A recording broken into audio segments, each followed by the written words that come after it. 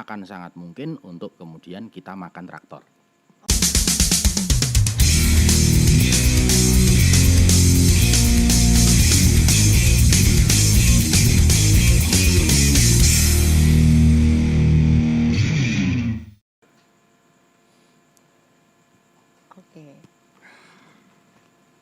Halo, salam jumpa, salam budaya, jumpa lagi dengan kami, Berita Teater.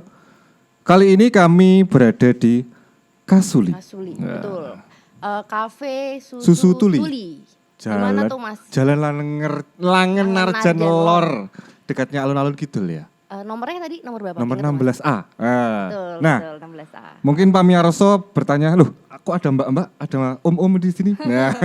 Mana Mbak-mbaknya udah langsung ngomong lagi. Oh iya, iya.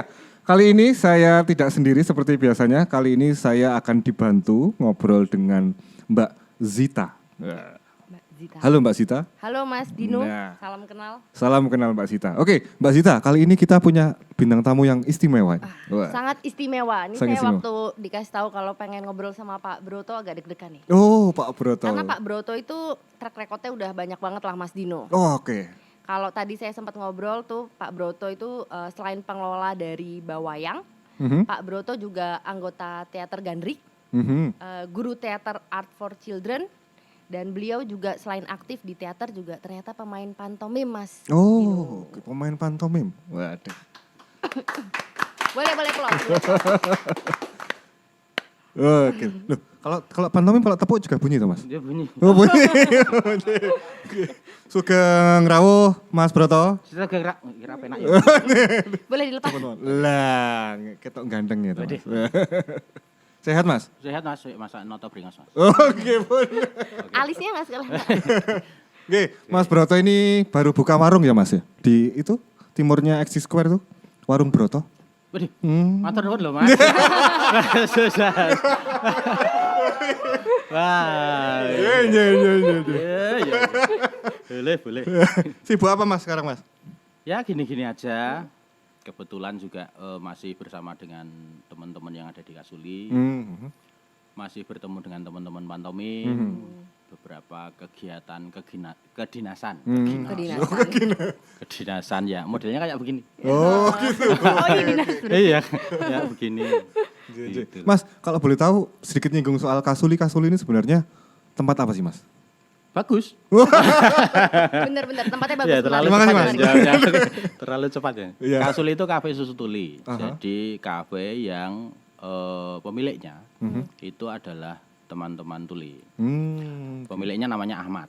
Ahmad. Oh, bukan teman-teman ya, kalau teman-teman banyak. Iya. Pemiliknya satu Ahmad. Oh, oke. Jadi dia itu punya kegelisahan, dia sudah lulus kuliah. Lulus kuliah dari Institut Seni Indonesia. Jadi ambil jurusan seni lukis murni. Ah, oke. Setelah lulus kuliah, kemudian sempat bekerja di sebuah LSM. Setelah selesai bekerja, dia tidak ingin pulang ke rumahnya, tapi dia justru kepengen membuat kafe ini sebagai tempat tongkrongan bagi teman-teman bisu tuli atau siapapun yang pengen datang di sini. Oh. Itu jadi dia nggak kepengen nyusahin orang tua intinya. Dia pengen berusaha sendiri. Kalau Apa boleh kabarmu? Apa kabarmu? Gimana Mbak Sita? Kalau boleh tahu Pak Broto, di kafe Kasuli bukanya setiap hari apa dan jam berapa aja Pak? Setiap hari selama Ahmad tidak capek akan buka terus. Intinya dia berusaha buka terus. Hanya di saat tertentu saja tutup. Bukanya dari jam 4 sampai jam ya 9-10-an malam. Oke. Gitu. Kalau nggak salah, iya, Mas Broto ini juga ini pernah apa ya? Pernah atau masih Mas yang mendampingi teman-teman DAC itu, Deaf Art Community? Oh iya, DAC itu sudah kita bubarkan. Oh, sudah bubar? Wih, bangga saya. Oh, malah bangga Mas. Karena sudah mandiri begitu ya Pak Broto ya? Iya benar. Ini benar. Karena di Deaf Art Community kan isinya senior-senior tuli yang kita godok sejak 2004 Oke. sampai 2000 berapa ya kemarin? 2015 apa 16 gitu. Ya, ketika mereka sudah pede, kemudian mereka mendirikan organisasi sendiri-sendiri yang menginisiasi mereka sendiri. Jadi ketika Deaf Art Community kita bubarkan, saya bangga karena akhirnya muncul organisasi yang dipimpin oleh mereka sendiri. Wah, luar biasa. Mereka yang luar biasa. Loh, ya jenengan juga yang Pak Broto juga. memantik dong. Betul. Nah. Oke, Gimana Mbak Zita? Oke nih Mas, untuk pertama-tama nih Pak, saya sebenarnya juga pengen tahu nih. Mas apa Pak yang jelas? Oh iya, iya. Mas Pak boleh nggak Pak? Mas wae lah Atau ben Pak rada Mas? Oke. rada nang. Mas Broto. Mas Broto, saya pengen tahu yang pertama-tama nih. Tadi Oke. kan waktu ngobrol-ngobrol di awal tuh sempat disebutkan Mas Broto itu selain bermain teater juga bermain pantomim nih Mas. Yep. Nah, kalau dari pengalamannya Mas Broto selama ini nih, yang lebih mengasihkan yang mana sih atau keduanya mengasihkan walaupun dengan nada yang berbeda gitu. Tergantung jobnya mana. Oh, kalau udah itu tuh udah berat. tuh. Simple ya. Sangat penyintas Simple. sekali ya jawabannya ya. Karena sesungguhnya semuanya sama-sama menariknya. Sama-sama menariknya, sama-sama ada sisi uniknya. Teater memang lebih kompleks dibanding dengan yang pantomim. Tetapi selama berkumpul dengan teman-teman bisu tuli, saya merasa bahwa ilmu pantomim saya jadi sangat berguna karena di sana ekspresi. Ya. Titiknya bukan saya ngajari mereka, justru mereka ngajari aku tentang ekspresi. Jadi ketika kita berada di Kasuli ya saya senang pantomim. Pindah Lionggon teater. Tapi karena ini berita teater, ya. Oh, Teater. bisa. Mungkin nanti bisa diedit ketika tiap kali Mas Broto ngomong pantomim itu jadi mime gitu. Siap. Oke. Nah, ini aku penasaran ya Mas. Mungkin sedikit ngomongin hal yang esensial. Sebenarnya pantomim itu kan juga bagian dari teater kan Mas ya? Yes. Terus apa sih Mas menurut jenengan apa sih sebenarnya yang membedakan antara pantomim dengan teater itu apa tuh Mas? Sakjane kok wis ngerti. Saya belum tahu Pak, saya belum tahu. Oh ya rasa Rasa ya ngomongin iki ya. Minimal saya belum tahu Pak. Oke. Pripun Mas? Benar bahwa pantomim itu menjadi bagian dari teater. Teater itu bisa dibilang babonnya ya. Jadi pusatnya ada di sana. Kalau pantomim itu istilah gampangnya ketika kamu mengekspresikan sesuatu tanpa menggunakan properti. Ini pun tidak tepat. Karena sekarang juga muncul pantomim yang menggunakan properti. Iya, iya. Jadi tapi esensi dasarnya kayak begitu, kayak minum ora ono gelase, ngono-ngono. Tapi di teater pun juga melakukan itu. Di beberapa adegan juga melakukan itu. Tapi pantomim justru letaknya di kalau kata dasarnya panto dan mimik. Gestur tubuh dan mimik wajah, fokusnya ada di sana. Oke. Gitu, lebih fokus ke sana. Lebih banyak ke olah gerak dan olah mimik berarti Yap. Pak ya. Berarti memang tidak hanya melulu ini ya, tidak menggunakan properti itu tidak harus selalu pantomim gitu. Sudah banyak yang sekarang menggunakan properti juga, yang pantomim pakai properti. Pantomim Raono Dite itu ya termasuk pantomim gitu. Termasuk. Ya. Itu berarti bukan termasuk kedinasan berarti Pak. Ya. Wah, menarik ini Mas. belum selesai. Jangan ditandai dulu, belum. Oke. Ada lagi apa Mbak Sita? Oh, ada lagi nih Mas. Saya juga pengen tahu nih karena tadi juga lebih banyak cerita soal pantomim. Mengingat katanya kita di sini di Kasuli jadi Pak Broto lebih suka disebut sebagai pantomim gitu. Nah, kalau di gerak-gerak pantomim itu sebenarnya ada maknanya nggak sih Pak? Atau itu sekadar gitu? Wajib. Oke. Makna itu kemudian menjadi wajib, apalagi di pantomim yang kemudian tanpa kata. Itu kemudian setiap gerakan harus memiliki makna tertentu. Kowe arep mengekspresikan apa, ya maknanya harus jelas. Seriusan ya. Jadi agak deg-degan nih, Pak. Selalu harus ada, Mbak, harus ada. Dan ngene iki lho angel nek ngomong pantomim karo teater. Karena itu saling kait berkelindang. Nek dosen istilah. Saling bertautan yang sangat akrab. Jelas kalau pantomim semuanya harus dimaknai karena kita fokusnya juga di gerak, ekspresi sehingga gerak itu harus memiliki makna dan mampu ditangkap oleh penonton.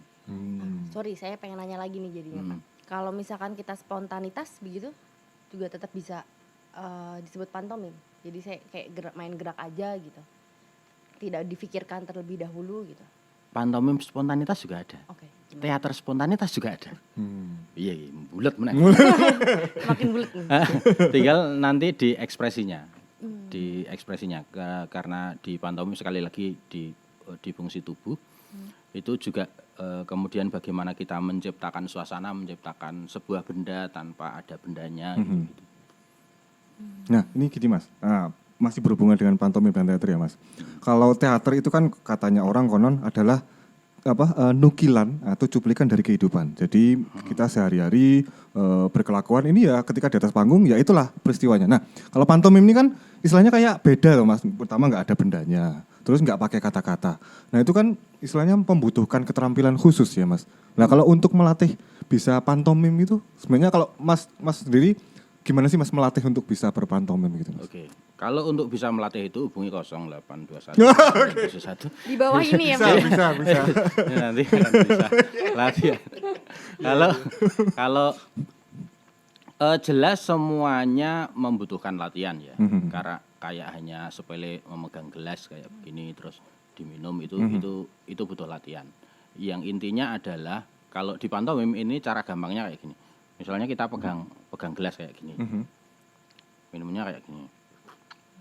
Ayo Mas tak lekis aja Mas. Lanang ya apa-apa Mas. Nah, kayak begini. Ini Ya. kemudian nanti ini dilepas terus dilakukan. Prinsip dasarnya kayak begitu.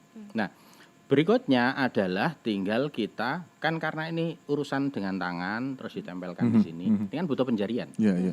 Maka njuk terus latihannya penjarian.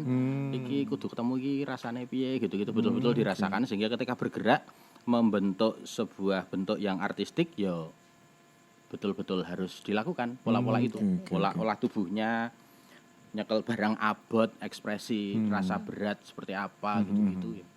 Iya, latihannya kayak gitu, sesederhana ini. Dan kalau ngomongin tentang nukilan, ini waktunya sudah mau habis. Enggak apa-apa. Apa itu? penting sih. Biasa. Jadi kalau ngomong bahwa teater itu nukilan kehidupan, pantomim juga iya. Pantomim bisa bercerita tentang kamu membajak sawah dengan traktor gitu. Tapi rano barangnya. Ya bagaimana kamu nyekel traktor, melaku gitu-gitu kayak begitu. Bahkan kalau di pantomim karena ini dunia imajinasi, maka akan sangat mungkin untuk kemudian kita makan traktor. Oh iya. Karena imajinasi, Bener, kita bisa memainkan imajinasi orang segila-gilanya. Asiknya di pantomim seperti itu. Benar. Nah, itu kata kunci yang menarik dari hari ini. Berpantomimlah agar kalian bisa makan traktor. Bijak betul. Kuat ini. Kuat ini. Quote of the day. Tapi menarik Mas, beneran menarik. Tapi berarti semua orang itu sebenarnya bisa berpantomim kan Mas? Karena mereka melakukan kegiatan ya seperti sehari-hari, cuman bedanya hanya melatih diri tanpa barangnya gitu. Ya. Semua orang bisa tapi tidak semua orang mampu melakukan dengan baik. Gokil. Anda harus hubungi gue. Boleh nanti komentar ya. Oke. Benar. Saya pengen nanya lagi deh Pak, berarti kita juga ketika latihan itu sekaligus merasakan di dalam kehidupan sehari-hari ya? Kita lagi pengen minum itu rasanya tangannya seperti apa, mengangkat Ya. berat tadi juga seperti apa. Kalau di istilah kami, ketika kamu pantomim, kamu juga harus pakai logika. Oke. Ya. Di titik awal harus pakai logika.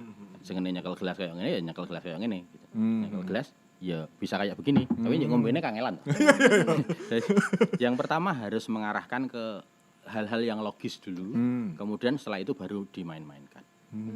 Nah, ini juga menarik ini menarik karena kebanyakan orang berpikir ketika orang berkesenian itu hanya mengandalkan intuisi, feeling, padahal juga logika juga dipakai ya Mas ya. Logika penting. Wah, kognitif. Penting banget. Waduh. Taksonomi belum ya. Ya, Oke. betul. Ya. Pokoknya otak kiri, kanan, atas, bawah itu semuanya. Jadi ngomongin kurikulum sekolah nih. Kurikulum sekolah. Oke. Menarik sekali ya obrolan kali, tapi sepertinya harus kita sambung di obrolan berikutnya ya Mbak Zita ya. Betul. Gitu, terima kasih Mas Broto Terima kasih, Mas atas Bimo, pertemuannya Mbak Zita. di pertemuan pertama ini. Kita jumpa lagi di episode berikutnya. Ya, Masih dengan Mas Broto dengan tema yang lain. dengan tema yang berbeda. Salam budaya. Asik, salam budaya.